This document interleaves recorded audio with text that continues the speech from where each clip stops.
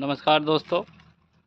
देखिए, हम दूसरों के लिए जीते हैं, मगर दूसरों के लिए जीना चाहिए, मगर अपने लिए हम क्या बचाते हैं, ज़रा हमें इस बात पर भी गौर करना चाहिए।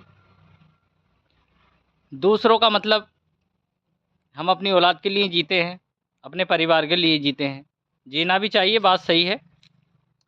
और ये तो दुनिया का नियम है कि हर कोई अपने परिवार के लिए ही जीता है और उसका निर्वाह भी करना चाहिए, क्योंकि गृहस्थी का धर्म एक अलग है, वो सबको ही पालन करना पड़ता है। मगर मेरे दोस्तों, हमें अपने लिए भी कुछ बचाना चाहिए, जिससे हमारे मरने के बाद वो हमारे काम आ सके। तो आज इसी बात पर चर्चा करेंगे हम। मेरे दोस्तों, अगर वीडियो अच्छी लगे तो एक शेयर, एक कमेंट प्यारा सा कर दें। तो हम अपने परिवार के लिए जीते हैं, मगर मेरे दोस्तों, हम ये भूल जाते हैं कि हमें कहीं और भी जाना है।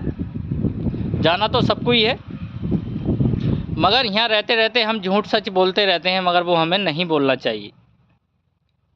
कभी किसी का दिल नहीं दुखाना चाहिए, कभी किसी का हक नहीं मारना चाहिए, और कभी किसी का अगर पैसा आप ले लो तो उसका समय पे दे दो। किसी आप धार्मिक स्थल पर जा रहे हो तो वहाँ दान भी अवश्य करो, क्योंकि कहा गया है कि यहाँ का दान हमें दूसरे लोक में काम आता है। तो इसलिए हम अपने साथ साथ अपने जीने के साथ साथ हमें धर्म के कामों में भी लगा रहना चाहिए, क्योंकि अपने और अपनों के लिए जीने में बड़ा फ़र्क है।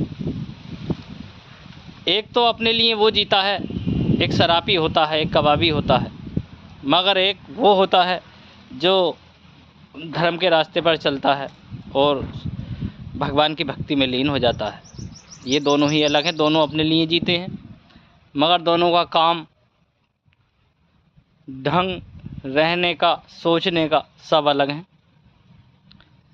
तो हमें भगवान की भक्ति में लीन रहकर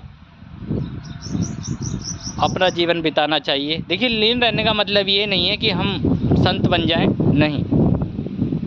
हमें जितना भी समय मिलता है अपने काम धंधों से, जितना भी अपनी दिनचर्या से, उस काम को हम प्रभु के चरणों में लगाएं। सभी को करना चाहिए, ये उम्र का कोई तगादा नहीं है मेरे दोस्तों।